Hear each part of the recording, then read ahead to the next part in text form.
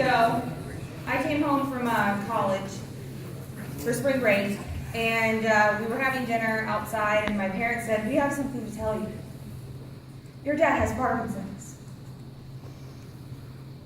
And at the time, I was a science major, so I understood everything about what the brain was going through. I sat there and we talked about it, and then I went back to my room and I cried for about 2 hours. And then they told me, "Oh, by the way, you can't tell your sister." Okay. You're welcome. They wanted to tell her in person, so I had to wait a week. So I went back to college and kind of suffered for a little while until they finally told her, and finally I had someone to talk to. The one person I wanted to talk to who understood what I was going through.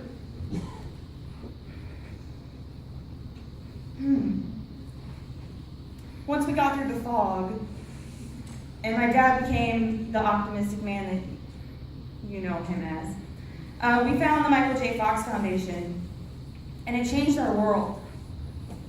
We met all these incredible people that we never would have met if it hadn't been for Parkinson's.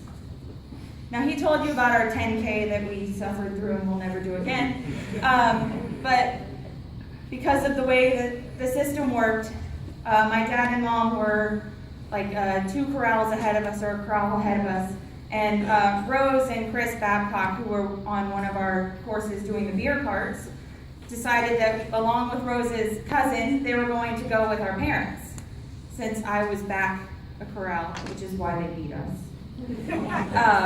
Kate came with me, and the whole time we were thinking to ourselves, oh, we hope that they make it to the end, we wonder how they're doing.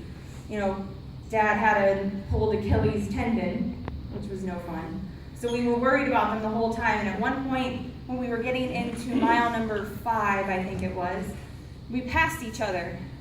The one spot where you passed the other side.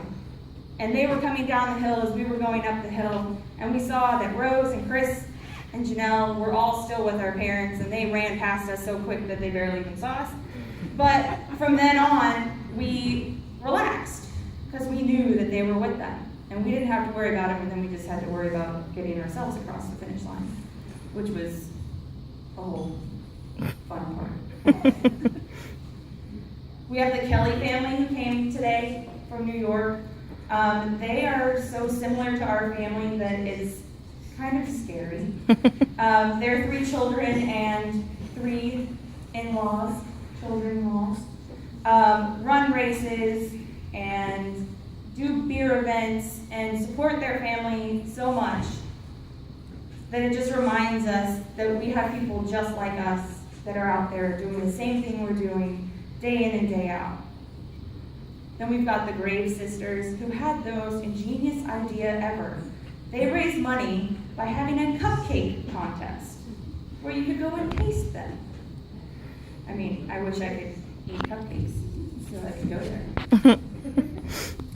Without those of you who have supported us from the beginning and those who we've met along the way, we wouldn't be able to do what we do here every year. I want to say thank you from, us kids, for helping along and supporting our family and what our dad does every year. We really do appreciate it.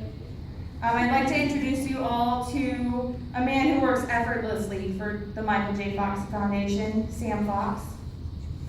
There he is. There you go.